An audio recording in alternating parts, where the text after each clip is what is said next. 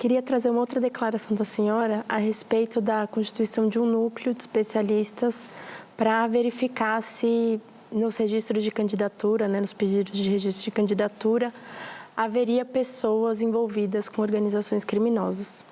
A senhora também, na declaração, disse que sabia que, enfim, os casos de inelegibilidade estão previstos em lei, mas que essas questões não podiam ser ignoradas.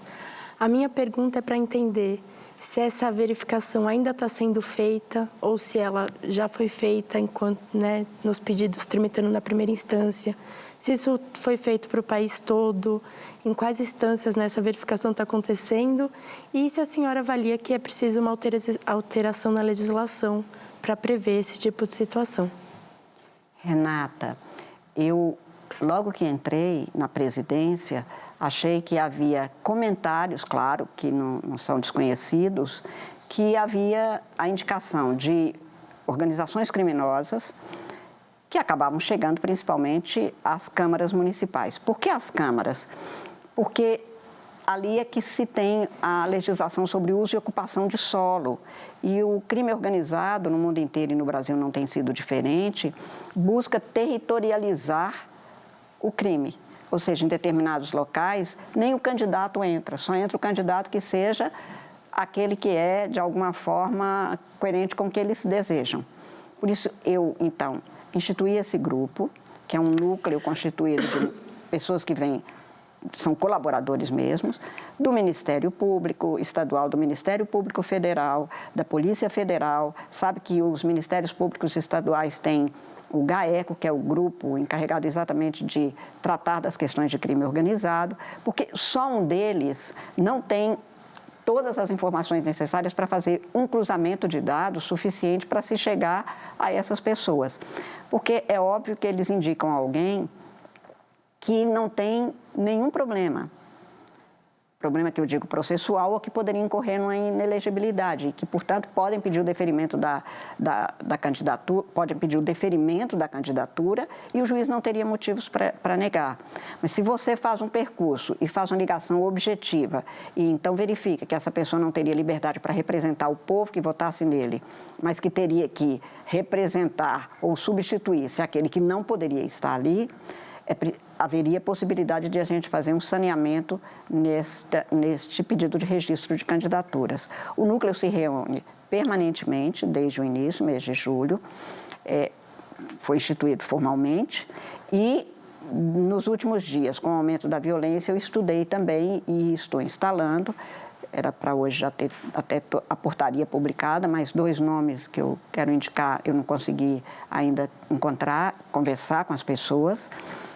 Este núcleo precisa de se tornar permanente, como você observa, porque o que nós apurarmos agora, numa situação que é inédita da Justiça Eleitoral, de fazer atenção a essas situações que para concurso público a gente já tem, mas que a situação é diferente, às vezes o candidato ou a candidata não tem problema nenhum, mas na investigação social, que é uma das fases, por exemplo, de concurso público para as áreas de segurança pública, se mostra que essa pessoa convive ou vive mesmo com que é cabeça de uma dessas organizações criminosas. Só como é que você coloca? Numa força de segurança, alguém que tem todas as informações para passar para este parceiro ou esta parceira.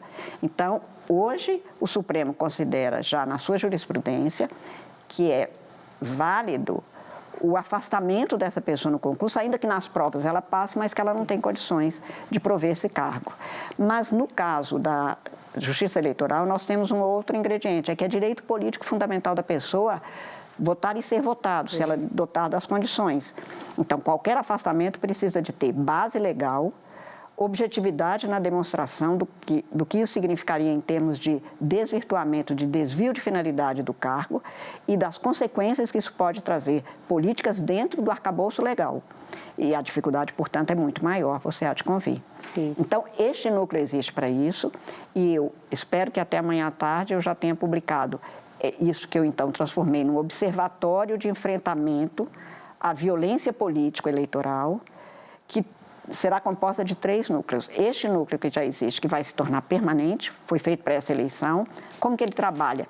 Eles levantam e cruzam, como eu disse, as informações que eles têm, Polícia Federal, Polícia Estadual, os GAECOS, a ABIN, todos eles juntos, eles então, com os dados que eles têm disponíveis, eles conseguem fazer a vinculação eventual que alguém possa ter e daí se origina a possibilidade de oferecer ao Ministério Público dados pelos quais ele, Ministério Público, questione perante um juiz, o juiz que seja competente, para então examinar o pedido de registro de candidatura ou até a candidatura mesmo depois da eleição, segundo as condições de elegibilidade, porque a Constituição tem um parágrafo 9º do artigo 14, onde ele estabelece que vai se ver a vida pregressa, inclusive, do candidato. E é exatamente isso que esse núcleo vai fazer. Portanto, este núcleo vai ser permanente, o núcleo de acompanhamento e prioridade dos processos que decorram de violência política e um outro núcleo que vai ser de pensamento e reflexão sobre isso que você disse,